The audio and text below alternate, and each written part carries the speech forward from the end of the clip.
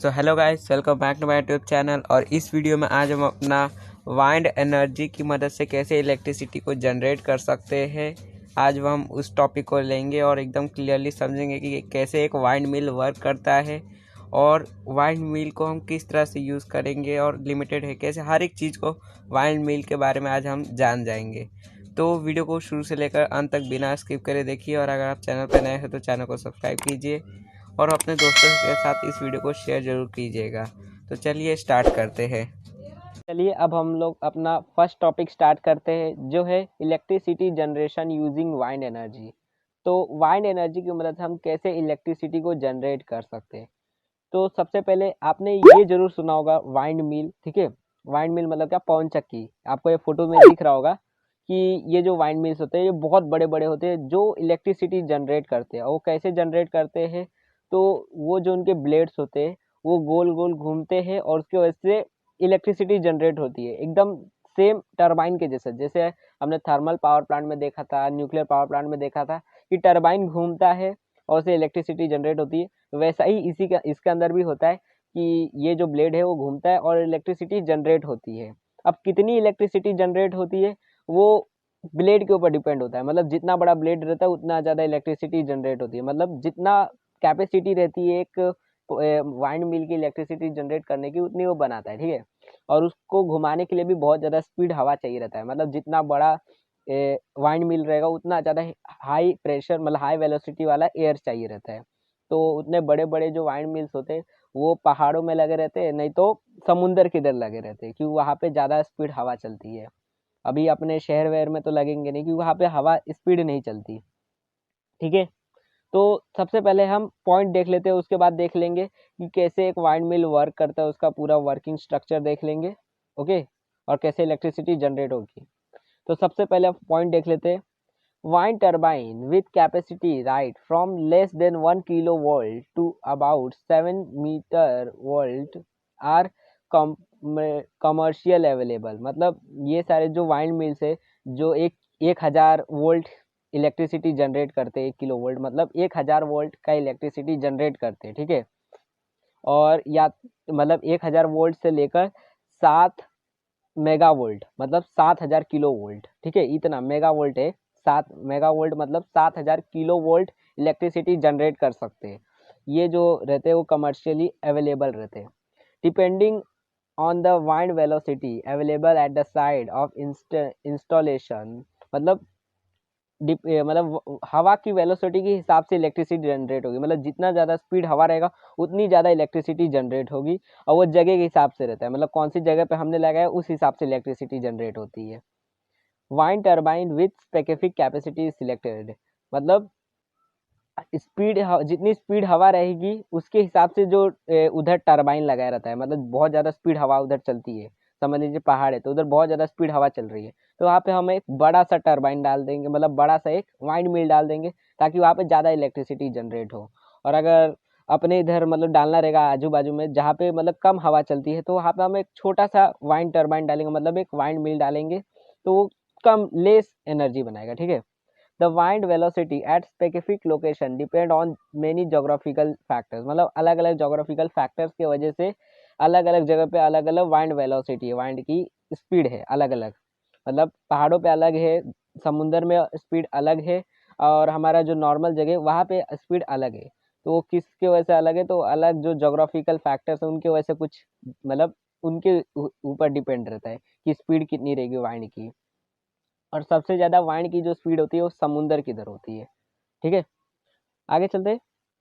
Wind velocity is usually high on sea shore. मतलब सी शोर जो होता है समुंदर के इधर, समुंदर जो होता है वहाँ पे बहुत ज़्यादा स्पीड में हवा चलती है। मतलब वहाँ की वेलोसिटी जो होती है वाइंड की वो एकदम हाई होती है, मतलब पहाड़ों से भी ज़्यादा स्पीड वहाँ पे हवा चलती है। And the environment is appropriate for installation of wind turbine.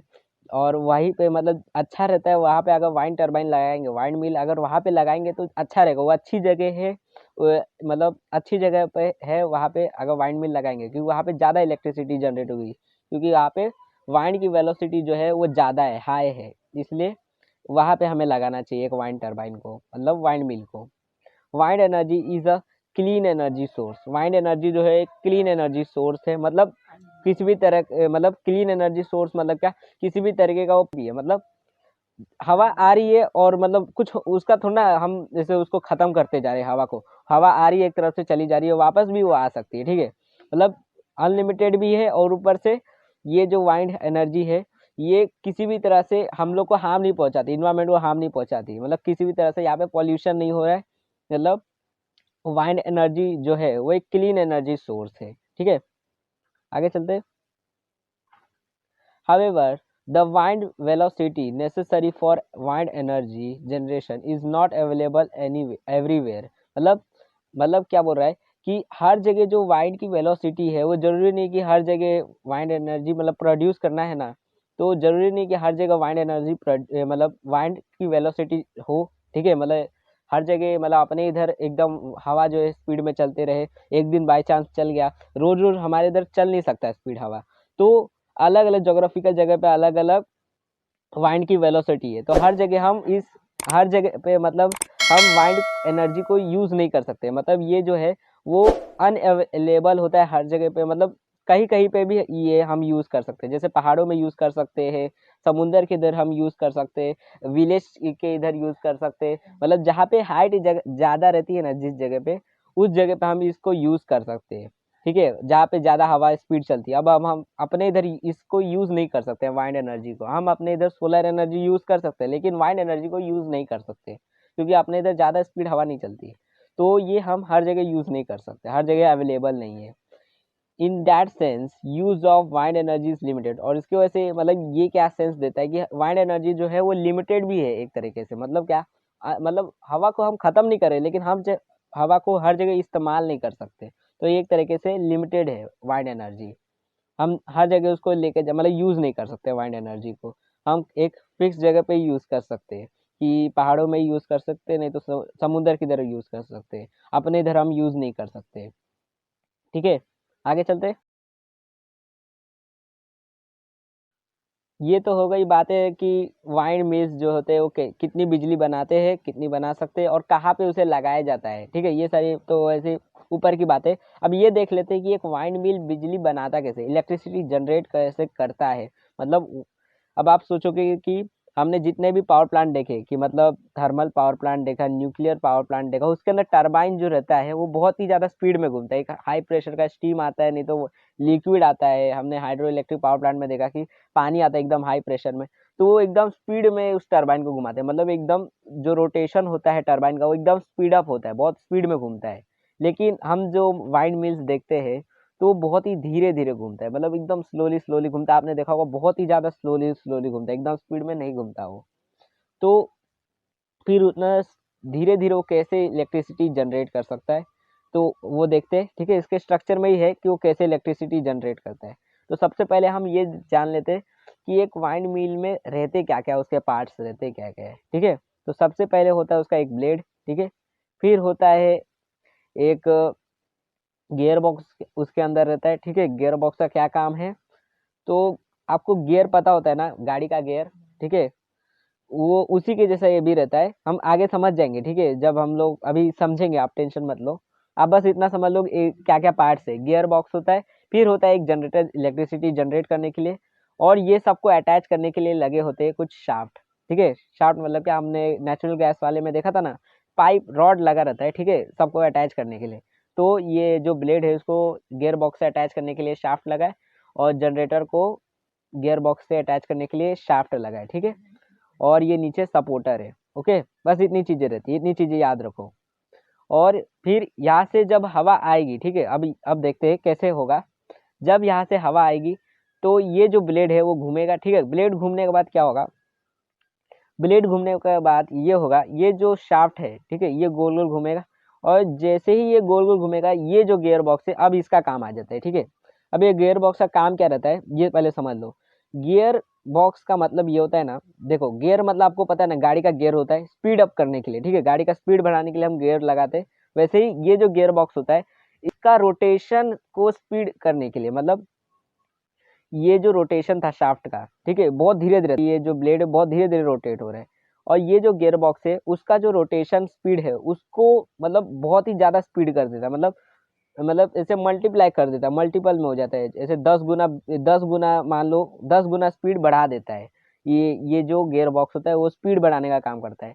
तो जो गियर बॉक्स के आगे जो शाफ्ट लगा रहता है ये जो है वो स्पीडअपली घूमने लगता है, ठीक है, स्पीडअपली घूमने लगता है। क्यों? क्योंकि गियर बॉक्स जो होता है वो स्पीड बढ़ा देता है। और जैसे ही ये होता है तो जनरेटर के अंदर इलेक्ट्रिसिटी जनरेट होने लगती है, क्योंकि जनरेटर के अंदर जो कॉइल है वो स्पीडअपली घूमता है और फिर इलेक्ट्रिसिटी जनरेट होने लगती है, ठीक है। और इलेक्ट्रिसिटी यहाँ से निकल के यूज होती है, ठीक है। ओके, तो गियर बॉक्स का काम क्या है? स्पीड अप करना, ठीक है, स्पीड बढ़ाने का काम रहता है, बस इतना ही रहता है, ठीक है। कि हवा आता है, एयर आया, ब्लेड घूमा, ब्लेड घूमने के बाद क्या होगा? ब्लेड घूमने के बाद ये जो शाफ्ट है, शाफ्ट क्या है? एक रॉड है मान लो, ठीक है। तो ये जो शाफ्ट है वो घूमेगा और घूमने के बाद गियर बॉक्स है उसके अंदर का जो मशीन है वो घूमने के बाद क्या होगा कि गियर बॉक्स जो है उसका रोटेशन का जो स्पीड है वो बढ़ा देगा। और बढ़ाने के बाद ये जो शाफ्ट है वो एकदम स्पीडअपली घूमेगा और जनरेटर के अंदर का कॉइल को एकदम स्पीडअपली घुमाएगा, बहुत ज़्यादा स्पीड से घुमाएगा। और फिर इलेक्ट्रिसिटी जनरेट होगी बहुत सारी, ठीक है। मतलब थोड़ा सा ब्लेड घुमा और जनरेट हुआ बहुत सारी बिजली। ओके, इस तरह से एक वाइंड मिल इलेक्ट्रिसिटी जनरेट करता है। ओके, अब आप लोग समझ गए होंगे कि कैसे इलेक्ट्रिसिटी जनरेट होती है, कि इतना धीरे धीरे चल के भी कैसे इलेक्ट्रिसिटी वो जनरेट करता है। तो एक गियर बॉक्स की मदद से ही करता है। ओके, अब ये आपको वर्किंग स्ट्रक्चर समझ आ गया होगा ना वाइंड मिल का, कि एयर आता है और एयर आने के बाद ये जो ब्लेड है वो गोल गोल घूमता है और फिर ये शाफ्ट है गोल गोल घूमता है और गियर बॉक्स जो होता है वो स्पीड बढ़ा देता है और फिर ये शाफ्ट घूमता है और जनरेटर के अंदर इलेक्ट्रिसिटी जनरेट हो जाती है, ठीक है। और ये सपोर्टर काय का रहता है, तो ये हाइट देने का काम करता है, ठीक है। मतलब ऊंचाई जितनी रहेगी उतनी ज़्यादा हवा इसको लगेगी और उतना ज़्यादा स्पीड से घूमेगा। और इसको जितनी जहाँ पे लगाएंगे उस हिसाब से घूमेगा। मतलब अगर पहाड़ों में लगाएंगे तो ये थोड़ा स्पीडअपली घूमेगा और समुंदर किधर लगा देंगे, सी शोर किधर, तो उधर ज़्यादा हवा चलती है तो ये ज़्यादा स्पीड से घूमेगा और इलेक्ट्रिसिटी जनरेट करेगा, ठीक है। अब फ्लो चार्ट देख लेते हैं, उसके बाद आगे देखेंगे। तो चलिए अब हम फ्लो चार्ट ले लेते हैं, क्योंकि पेपर में उसका वो जो डायग्राम है वो आए ना आए, ये फ्लो चार्ट जरूर आएगा। तो चलिए देख लेते हैं। और ठीक है, तो चलिए देख लेते हैं। तो हमने अभी देखा क्या होगा, सबसे पहले आता है हवा, ठीक है। तो वाइंड विथ रिक्वायर्ड वेलोसिटी, ठीक है, जितना अमाउंट का स्पीड चाहिए उतना कम, मिनिमम उतना स्पीड हमें चाहिए, मतलब जितना बड़ा ब्लेड है उस हिसाब से वेलोसिटी रहनी चाहिए एयर की। तो वाइंड चाहिए विथ रिक्वायर्ड वेलोसिटी सबसे पहले। फिर क्या होगा? वाइंड टरबाइन, मतलब जो टरबाइन है, जो ब्लेड है वो घूमेगा विथ लार्ज स्पिन, मतलब लार्ज रोटेशन के साथ घूमेगा वो, ठीक है, जब हवा आएगी तब। और उसके बाद क्या होगा, इसके अंदर गियर बॉक्स का नहीं है कि मतलब फिर जब ब्लेड घूमेगा तो उसके अंदर जनरेटर के अंदर कॉइल घूमेगा और फिर इलेक्ट्रिकल एनर्जी प्रोड्यूस हो जाएगा, ठीक है। ये आपको समझ आ गया कि वाइंड आएगा, टरबाइन घूमेगा, मतलब क्या? ब्लेड घूमेगा, ठीक है। टरबाइन मतलब क्या? ब्लेड। ओके, और फिर जनरेटर के अंदर का कॉइल घूमेगा और इलेक्ट्रिकल एनर्जी प्रोड्यूस हो जाएगी, ठीक है। बस इतना ही है फ्लो चार्ट, बस इतना ही है। अब अब आगे का जो एक और फ्लो चार्ट है वो देख लेते, ठीक है। तो यहाँ पे मैं आपको डायरेक्ट लिख के बता देता हूँ, ठीक है, कि ताकि आप लोग भी थोड़ा आइडिया कर सको और मेरे लिखने से पहले ही आपके दिमाग में कहीं आ जाए वो। तो ये एनर्जी ट्रांसफॉर्मेशन का है, ठीक है। हमने इतना सारा एनर्जी ट्रांसफॉर्मेशन देखा, वैसे ही ये भी करना है। तो सबसे पहले क्या होगा? सबसे पहले होगा कि वाइंड आएगी, ठीक है। तो वाइंड के अंदर कौन सी एनर्जी है? तो काइनेटिक एनर्जी है। तो काइनेटिक एनर्जी इन वाइंड, ठीक है, वाइंड के अंदर काइनेटिक एनर्जी है। और वो जो काइनेटिक एनर्जी है वो किसके अंदर जाएगी? तो टरबाइन के अंदर जाएगी, ठीक है। तो काइनेटिक एनर्जी इन टरबाइन, ठीक है, टरबाइन के अंदर जाएगी काइनेटिक एनर्जी। और फिर उसके बाद क्या होगा? तो इलेक्ट्रिकल एनर्जी प्रोड्यूस हो जाएगा, ठीक है, इलेक्ट्रिकल एनर्जी हमें मिल जाएगी। बस इतना ही है कि सबसे पहले काइनेटिक एनर्जी थी वाइंड के अंदर, फिर वो काइनेटिक एनर्जी टरबाइन में चली गई और फिर इलेक्ट्रिकल एनर्जी प्रोड्यूस हो गई। ये है एनर्जी ट्रांसफॉर्मेशन का फ्लो चार्ट, ठीक है। फ्लो चार्ट आप लोग याद करके जरूर जाना।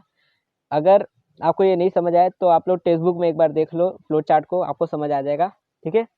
तो ये आपको क्लियर हो गया होगा। अब आपको एक और बात बता देता हूँ कि आपको मतलब स्क्रीन पे फोटो आ रहा होगा कि मतलब जो वाइंड मिल्स होते हैं वो अलग अलग साइज के होते हैं, ठीक है, अलग अलग साइज के होते हैं। कुछ वाइंड मिल्स होते हैं जो मतलब थोड़े हाइट्स के होते हैं, जिनके ब्लेड्स जो होते हैं वो 1.5 मीटर के होते हैं, ठीक है।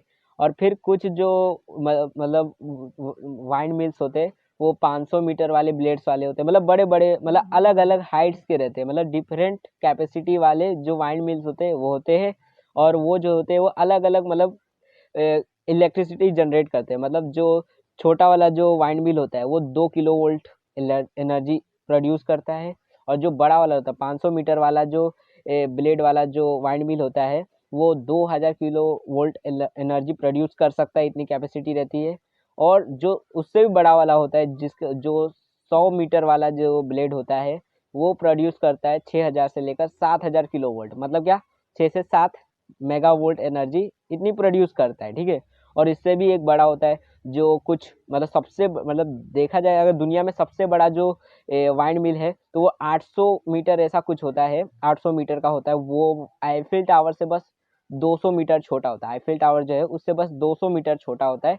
तो उतना बड़ा जो होता है वो बहुत ज़्यादा इलेक्ट्रिसिटी जनरेट करता है। तो अलग अलग साइज के वेराइटीज़ है वाइंड मिल्स के अंदर, और वो अलग अलग कैपेसिटी की इलेक्ट्रिसिटी जनरेट करते हैं, ठीक है। सबसे छोटा वाला 2 किलो वोल्ट एनर्जी प्रोड्यूस करता है। तो थोड़ा मीडियम वाला जो होता है वो 2000 किलो वोल्ट एनर्जी प्रोड्यूस कर, मतलब अलग अलग कैपेसिटी के वाइंड मिल्स होते हैं, ठीक है। और अलग अलग जगह यूज़ करते हैं। जो सबसे बड़े बड़े होते हैं वो शी सोर्स में लगते हैं, और जो छोटे छोटे होते हैं वो गाँव वाँव में लग जाते हैं, ठीक है, फार्म वार्म में लग जाते हैं, खेतों में। ओके, तो चलिए आपको ये पूरा जो वाइंड वाला वाइंड एनर्जी का है कंसेप्ट आपको समझ आ गया होगा। तो हम इस वीडियो में यही तक देखेंगे। हम अपने नेक्स्ट वीडियो में जो लास्ट हमारे टॉपिक बचे हुए हैं सोलार एनर्जी और सोलार थर्मल पावर प्लांट, उस टॉपिक को क्लियर कर लेंगे हम अपने लास्ट वीडियो में। तो इस वीडियो में हम यही तक देखेंगे। Thanks for watching my video. हम अपने नेक्स्ट वीडियो में मिलेंगे।